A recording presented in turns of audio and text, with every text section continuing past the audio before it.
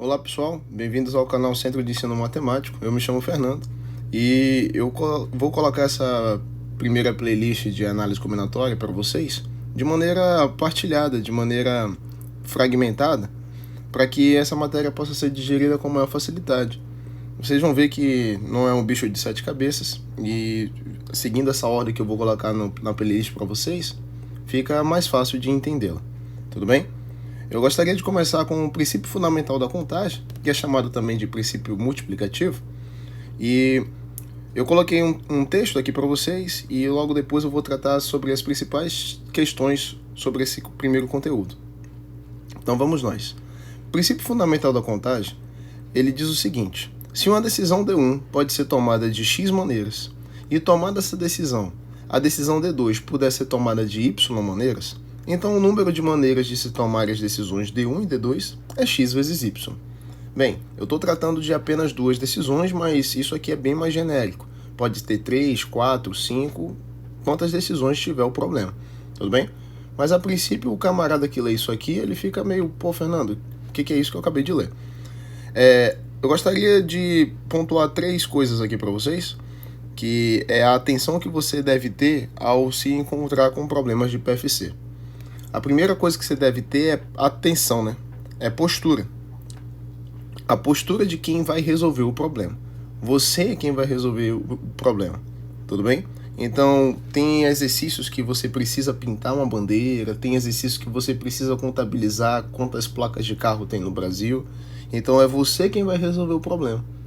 Essa postura, ela vai dividir os teus problemas em casos. Tudo bem? E o terceiro e último passo é nunca adiar dificuldades em cima de um problema. Ou seja, se você tem uma casa, se você tem uma região que ela possui algum tipo de restrição, é por lá que você deve começar a resolver o problema. Eu vou mostrar isso para vocês nos exemplos a seguir. O primeiro exemplo que nós vamos resolver é este. Em um campeonato de xadrez com 10 participantes, em que todos jogam contra todos, um dos participantes vence todas as partidas. As classificações possíveis para os 3 primeiros lugares são... Então, gente, seguinte, você vai montar um pódio com os 3 primeiros lugares. Então, esse pódio precisa da primeira posição, do primeiro lugar. Ele precisa do segundo lugar. E ele precisa do terceiro lugar. Então, respectivamente, esse aqui é o pódio do primeiro lugar, do segundo e do terceiro.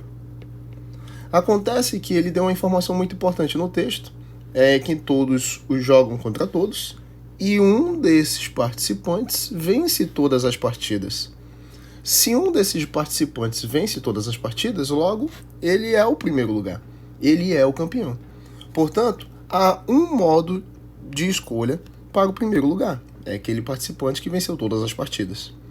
Como o campeonato tem 10 participantes e um já é o campeão, há, portanto, 9 modos de se decidir quem será o segundo lugar. E, consequentemente, 8 modos de decidir quem será o terceiro. Pelo princípio fundamental da contagem, conhecido como princípio multiplicativo, basta que eu multiplique essas possibilidades. Então, 1 vezes 9 vezes 8, há, portanto, 72 classificações possíveis para determinar os 3 primeiros lugares. Vamos à nossa questão de número 2. A questão de número 2 é o seguinte: quantos números naturais de 3 dígitos existem? Fernando, eu que vou montar esses dígitos. Tudo bem? Esses números têm o dígito das centenas, o dígito das dezenas e o dígito das unidades. Ok? Agora, os números eles são formados por algarismos, que são do 0 até o 9, totalizando 10 algarismos. Perfeito? Fernando, dentre as casas das centenas, dezena e unidade, a casa que possui algum tipo de restrição é a casa das centenas, porque a casa das centenas ela pode assumir qualquer algarismo, desde que ele seja diferente de 0. E agora que eu estou mostrando a você como nunca adiar dificuldades. Se essa casa aqui apresenta maior restrição, é por lá que nós vamos começar. Se essa casa só não pode ser preenchida com 0, há, portanto, 9 modos de escolher qual é o algarismo que vai se encontrar na casa das centenas. Tudo bem? Uma vez que eu decidi aniquilar essa decisão, aniquilar essa dificuldade, eu vou para a casa das dezenas. Na casa das dezenas, não tem nenhum tipo de restrição. Logo, qualquer um dos 10 algarismos pode se encontrar na casa das dezenas. Perfeito? Então, há 10 modos de decidir qual é o algarismo da casa das dezenas. E, por sua vez, há também 10 maneiras de se decidir o algarismo que vai ficar na casa das unidades. Se eu multiplicar pelo princípio multiplicativo, eu vou encontrar quantos números naturais de 3 dígitos existem. 9 vezes 10 vezes 10, nós vamos encontrar 900 números. Tudo bem? E essa é a resposta para o problema de número 2. Bem, tem amigos que gostariam de resolver isso aqui por progressão aritmética, pois o primeiro número de 3 dígitos é o número 100 e o último número de 3 dígitos é o 999. E aí também conseguiria encontrar 900 números. Perfeito? Questão de número 3. Nessa questão de número 3, agora eu estou colocando uma palavrinha a mais, ou seja, uma dificuldade maior. Quantos números naturais de 3 dígitos distintos existem? Fernando? Postura. Postura de quem vai resolver o problema. Quem vai montar esse número de 3 dígitos é você. Então, esse número ele precisa ter o dígito das centenas, o dígito das dezenas e o dígito das unidades. De novo, agora chega a parte de não adiar dificuldades. E dentre essas 3 casas, a casa que apresenta maior restrição é a casa das centenas. Ela só não pode ser o zero. Então, ela tem que ser qualquer algarismo, desde que ele seja diferente de zero. Tudo bem? Há, portanto, Fernando, 9 maneiras de decidir qual será o dígito das centenas. Uma vez que eu decido quem é esse dígito das centenas, agora eu vou passar para a casa das dezenas. A casa das dezenas, Fernando, só não pode ser preenchida com o dígito que eu coloquei na casa das centenas.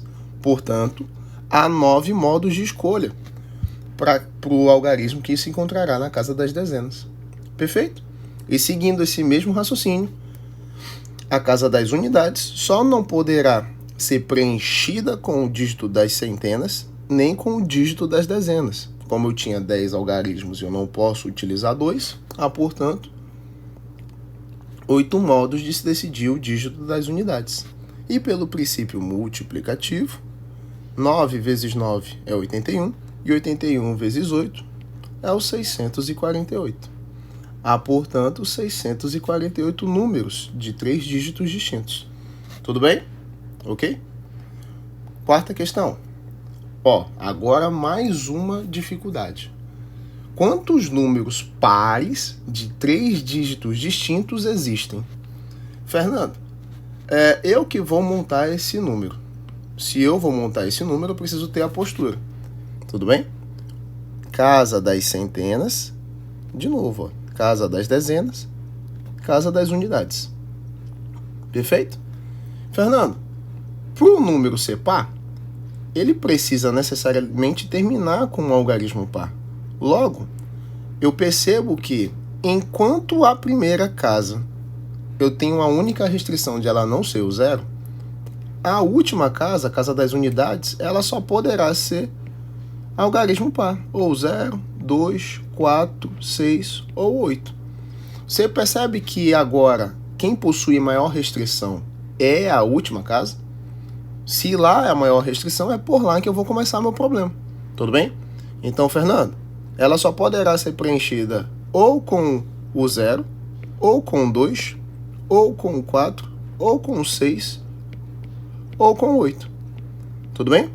Há, portanto, Fernando, 5 modos de preencher a última casa. Tudo bem? E agora, qual é a casa que apresenta a maior restrição? Não é a primeira? Então é para lá que nós vamos. Pois a primeira casa, ela só não pode ser o 0 e nem o dígito que eu coloquei na casa das centenas, pois eu estou atrás de números pares de 3 dígitos distintos. Tudo bem? Então, Fernando, há quantos modos de preencher a primeira casa? A resposta é depende. Porque Fernando, se eu tiver preenchido a última casa com o 0, a primeira só não poderá ser o 0. Então, haveria 9 modos de preencher a primeira casa. Mas, Fernando, se eu tivesse preenchido a última casa com o 2, a primeira só não poderia ser o 0, nem o 2. Logo, teria 8 modos de preencher a primeira casa. Você está vendo que uma decisão tua está gerando dificuldade na outra casa? Quando isso acontecer, você vai pegar o seu problema e vai dividir em casos para que você trabalhe de forma separada. Então, eu vou pagar isso aqui e vou separar em casos. Como assim, Fernando? Primeiro eu vou contabilizar os números pares que terminam em 0 e posteriormente eu vou analisar os restantes, aqueles números que vão terminar ou em 2, ou em 4, ou em 6, ou em 8. Tudo bem? Então vamos fazer isso. Ó, casa das centenas, casa das dezenas, casa das unidades. Então, neste segundo caso, eu vou contabilizar os números que vão terminar ou em 2, ou em 4, ou em 6, ou em 8. Vamos nós? Fernando, se no primeiro caso o número terminar em 0, há, portanto, um modo de decisão para a última casa. E agora eu vou lá para a primeira, pois é ela que é mais restrita depois desta. A primeira casa, a casa das centenas, só não poderá ser preenchida com 0 e haverá, portanto, 9 modos de decisão para a primeira casa. E agora a casa do meio, a casa das dezenas, só não poderá ser preenchida nem com 0, que foi o dígito que eu coloquei na casa das unidades, nem com o dígito que eu coloquei na casa das centenas, restando assim 8 maneiras de preencher a casa das dezenas. E pelo princípio multiplicativo, 9 vezes 8 vezes 1 é numericamente igual a 72. Tudo bem? Agora, o outro caso. Fernando, se os outros números vão terminar em 2, 4, 6 ou 8, há, portanto, 4 maneiras de decisão para a casa das unidades. Uma vez decidida quem é a casa das unidades, eu vou lá para a primeira casa, pois ela é a mais restrita depois da última. A primeira casa só não poderá ser o 0, nem o dígito que eu utilizei na última casa. Restando assim, portanto, Fernando, 8 modos de preenchimento para a primeira casa. Você está vendo que eu não poderia trabalhar em casos iguais? Eu teria que separar em 2 casos. E agora, a casa das dezenas só não pode ser preenchida nem com o dígito que eu coloquei nas unidades, nem com o que eu coloquei nas centenas. Restando assim, também, 8 modos de preenchimento. E, Fernando, agora, pelo princípio multiplicativo, 8 vezes 8 é 64. E agora eu vou fazer uma continha, né? 64 vezes 4, 16, 24, 25, vai dar 256. Tudo bem? E aí eu coloco o resultado aqui, 256. Agora, uma informação nova. Quantos números pares de 3 dígitos distintos existem? Bem, os números ou terminam em 0, você está vendo o que eu acabei de falar? Ou terminam em 2, 4, 6, 8. E agora a primeira informação. Toda vida que aparecer este conectivo ou nos nossos problemas de análise combinatória, nós vamos somar os resultados. E quando eu somar 72 mais 256, eu vou descobrir a resposta do meu problema 4. 2 mais 6 é 8, 7 mais 5 é 12 e 2 mais 1 é 3. Tudo bem? Há, portanto, 328 números que satisfazem a minha condição 4. Perfeito? Problema de número 5. Para pintar a bandeira abaixo, estão disponíveis 4 cores distintas. Sabendo que faixas adjacentes devem ser pintadas de cores diferentes, de quantos modos a bandeira pode ser pintada? Bem, Fernando, quais cores são essas? Seja genérico. As cores são A, B, C e D. Agora, lembra aquela parte de nunca adiar dificuldades? Fernando, o que me traria mais dificuldade? Aquela faixa que possui mais regiões adjacentes. Por exemplo, a primeira faixa, ela tem quantas regiões adjacentes? A faixa da direita e a faixa de baixo. Tudo bem? Apenas 2. Agora a segunda faixa, ela tem a região de cima, da direita e de baixo adjacentes. Então, já é 3 regiões adjacentes. A terceira faixa, A da direita e a da de cima, apenas duas. E a região da direita, uma, duas, três regiões adjacentes também. Logo, eu percebo que tanto a faixa do meio quanto a da direita apresentam mais faixas adjacentes a elas. Logo, elas trariam mais dificuldade. Então é por elas que eu devo começar o meu problema. Tudo bem? Então, como tanto a do meio e a da direita tem três regiões adjacentes, tanto faz por quem eu for começar. E eu vou começar pela do meio. Fernando, há quantas maneiras de pintar a faixa do meio? Todo mundo concorda que é qualquer uma das quatro cores? Então há 4 maneiras de decidir a pintura da faixa do meio. Então eu vou supor que eu a pintei com a cor A. Perfeito? Agora eu vou para a faixa que possui maior restrição, que no caso é a faixa da direita. Então, Fernando, a faixa da direita eu só não posso pintar com a cor que eu pintei a faixa do meio. Logo, restaram-me 3 possibilidades. E eu vou supor que eu a pintei com a cor B. E agora eu vou para a casa de cima. A casa de cima eu só não posso pintar nem com a cor A, nem com a cor B, restando apenas 2 possibilidades de pintura para a casa de cima. Tudo bem? Então deixa eu colocar aqui 2 possibilidades. Vou supor, por exemplo, que eu pintei com a cor C. E por fim, a última casa só não poderá ser pintada com a cor A nem com a cor B, restando também 2 possibilidades de pintura. Perfeito, pessoal? Não tem nenhum problema em pintar com a cor C, por exemplo. Logo, pelo princípio multiplicativo, basta eu multiplicar essas possibilidades.